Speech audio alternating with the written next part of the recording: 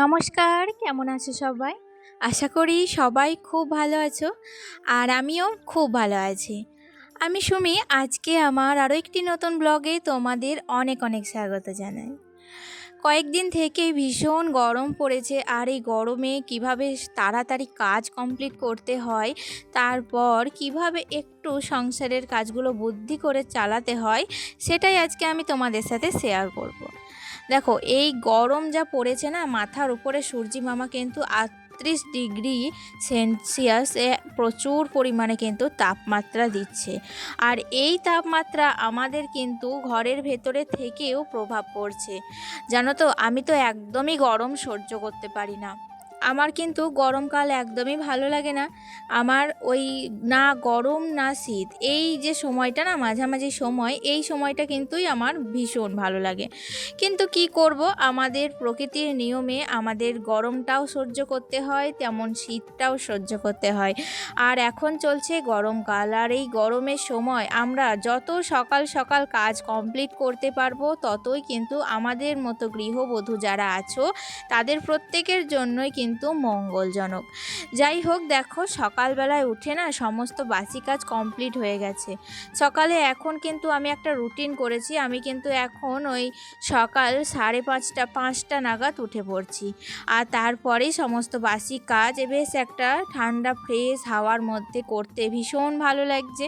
দেখবে, ঠান্ডা ফ্রেশ হাওয়ার মধ্যে সকালে কাজ করতে ভীষণ এনার্জি পায়।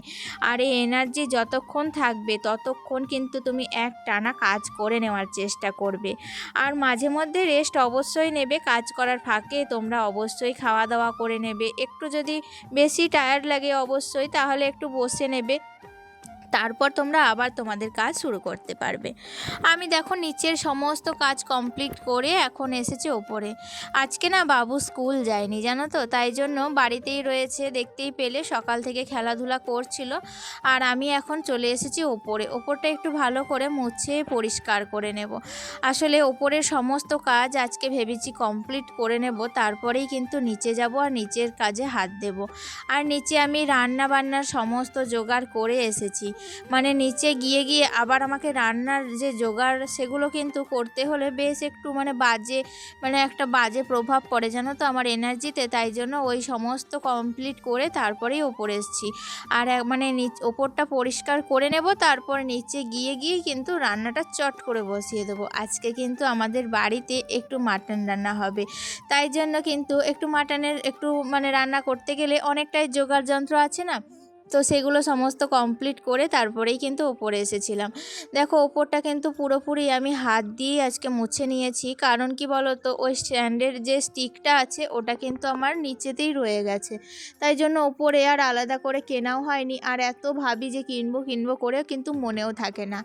দেখো, ওয়েদারটা তো এখন ভীষণ মেঘলা আছে, কিন্তু একটু পরেই যেই ঘড়ির কাঁটায় 9টা বাজবে অমনি কিন্তু রোদের তাপমাত্রা আমরা ধীরে ধীরে বুঝতে পারবো যে হ্যাঁ, সূর্যি মামা কিন্তু আছে। আমাদের কিন্তু সূর্যি মামা ভুলে যাননি, তাই না? চলো, এখন দেখো, কাপড়গুলো সকালে যেগুলো কাচাকুচি ছিল সেগুলো কিন্তু, যেগুলো শুকিয়েছে সেগুলোকে তুলে নিলাম। আর যেগুলো হালকা ভিজে আছে সেগুলোকে কিন্তু একটু উল্টে পাল্টে দিয়ে গেলাম।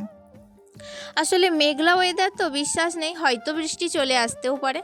যাই হোক, দেখো, এখন এসেছি নিচে। ওই যে বললাম না, মাটনটা কিন্তু আমার অনেকটা রান্না আগে কমপ্লিট করে তারপর আবার ক্যামেরা অন করেছিলাম।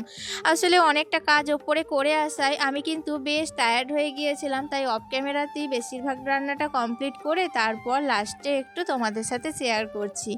দেখবে, মাটন হোক বা চিকেন, যে কোনো মাংস রান্না করতে গেলে না একটু বাড়িতে বেশি টাইম লাগে, তারপর বেশি একটু জোগাড় যন্ত্র লাগে। আর যেদিন মাংস আমি রান্না করি সেদিন কিন্তু কোনো অন্যরকম তরকারি আমি কিন্তু রান্না করতে একদমই পছন্দ করি না। আসলে আমার না একদমই কিন্তু ভালো লাগে না।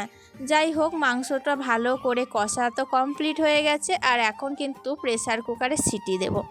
আমি কিন্তু চিকেন হলে একদমই প্রেসার কুকার ইউজ করি না, যেহেতু মাটন এটা, সেই কারণেই কিন্তু প্রেসার কুকারটা ইউজ করছি। আর এমনিতেও দেখবে, এখন প্রেসার কুকার যদি ইউজ করা যায় প্রত্যেকটা রান্না খুব সহজেই তাড়াতাড়ি কমপ্লিট হয়ে যায়। আর আমরা তো সব সময় যে কোনো জিনিস, যে কোনো কাজ একটু তাড়াহুড়ো হলে বেশি পছন্দ করি, তাই না? তাই জন্য দেখো, রান্না বান্না সমস্ত কমপ্লিট। এদিকে মাংসটা কিন্তু সিদ্ধ হয়ে যাওয়ার পর আমি আরও একবার শুকনো কড়াইয়ে একটু তেল আর একটু পাঁচফোড়নের মধ্যে আমি আবার মাংসটা দিয়ে দিলাম। এতে কিন্তু মাংসর যে একটা গন্ধ থাকে সেই গন্ধটা কিন্তু চলে যাবে। আর তারপর একটু গরম মশলা দিয়ে দিয়েছিলাম। যাই হোক, রান্নাবান্না তো কমপ্লিট হয়ে গিয়েছিল, খাওয়া দাওয়াও কমপ্লিট। এখন একদম বাজছে ঘড়ির কাঁটায় 2টো, আর আকাশে প্রচুর মেঘ করেছে, চারপাশে মেঘটা গর্জনও করছে জানো তো। আর আমি আর আমার ছেলে এখন এসেছি ছাদে, যে জামা কাপড়গুলো শুকনো রেখে দিয়েছিলাম সেগুলোই এখন তুলতে এসেছি। এক সাইডে কিন্তু এখনও রোদ আছে, আর এক সাইডে দেখো কালো হয়ে মেঘ কিন্তু ঘনাচ্ছে। জানি না বৃষ্টি হবে কি না, কারণ কালকেও এরকমই মেঘ করেছিল, কিন্তু হালকা হাওয়া দেওয়াতে বৃষ্টি কিন্তু হয়নি। যাই হোক, অনেকটা যে সকাল থেকে গরমটা পড়েছিল সেই গরমটা থেকে একটু হলেও রেহাই মিলেছে, এটাই কিন্তু অনেকটা স্বস্তির। যাই হোক, বৃষ্টি কিন্তু হয়নি। আমি ভাবলাম জানো তো বৃষ্টি হবে, বৃষ্টির আশায় সকালবেলায় আজকে গাছগুলোতেও একটুও জল দিইনি। ভেবেছিলাম বিকেলের দিকে বৃষ্টি হলে গাছগুলো আমার যে কলের জল তার থেকে ভালো পুষ্টি বৃষ্টির জল পাবে, কিন্তু যাই হোক, আমার সমস্ত আশায় ছাই ফেলে দিল এই মেঘটা। কিন্তু তারপরে সমস্ত জামা কাপড়গুলো এখন ভাঁজ করছি বারান্দায়, আর প্রকৃতির হাওয়া খাচ্ছি জানো তো। ফ্যানের হাওয়ার থেকে প্রকৃতির হাওয়ার একটা আলাদাই গুণ আর আলাদাই মিষ্টতা। আমার মনে হয় ফ্যানের হাওয়ার থেকে প্রকৃতির হাওয়া খেতে ভীষণ একটু বেশি এনার্জি পাই, আর আমার তো ভীষণ ভালো লাগে, কারণ আমি প্রকৃতিকে প্রচুর ভালোবাসি। যাই হোক, কিছু করার নেই, বৃষ্টিটাই হলো না, এটাই একটু মন খারাপের বিষয়। তাছাড়া কিন্তু বেশ ভালোই লাগছিল এই প্রকৃতির হাওয়া খেতে।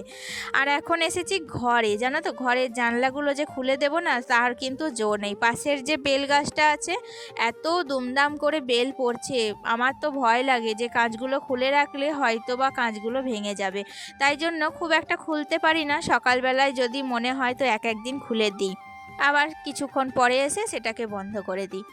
দেখো, এখন এসেছি একদম ছাদে, আর গাছগুলো জল না পেয়ে কীরকম অবস্থা হয়েছে, মনে হচ্ছে মন মরা হয়ে কিন্তু আমার তাকে জল চাইছে। যাই হোক, আমি কিন্তু এখন সমস্ত গাছগুলোয় প্রচুর পরিমাণ করে জল দিয়ে দিচ্ছি, কারণ কালকে আবার জল দিতে পারবো কিনা জানি না। কালকে আছে জয় মঙ্গলবারের প্রথম ব্রত, কালকের দিনটা কিন্তু একটু ব্যস্ততাতেই কাটবে। যাই হোক, এখন দেখো জলগুলো ভালো করে দিয়ে দিচ্ছি। আর কি বলতো, গাছগুলোকে জল দেওয়ার পর একটু আলাদা রকম ফিলিংস হচ্ছিল, দেখতে কিন্তু ভীষণ ভালো লাগছিল। আর ভেজা মাটির গন্ধ অপূর্ব, আমার ভেজা মাটির গন্ধ শুনতে ভীষণ ভালো লাগে। আর দেখতে দেখতে সন্ধ্যাও নেমে এসেছিল, তাহলে সমস্ত গাছগুলোতে জল দেওয়াও কমপ্লিট হয়ে গেছে। তাহলে চলো বন্ধুরা, আজকের মতো ভিডিওটি এখানেই শেষ করছি, আজ এতটুকুই রাখছি। হ্যাঁ, কালকে দেখা হচ্ছে নেক্সট ব্লগে। তোমরা অবশ্যই কেমন হলো আজকের ভিডিওটি কমেন্টে জানাতে কিন্তু ভুলো না। আজকে আসি, দেখা হচ্ছে নেক্সট ব্লগে, টাটা।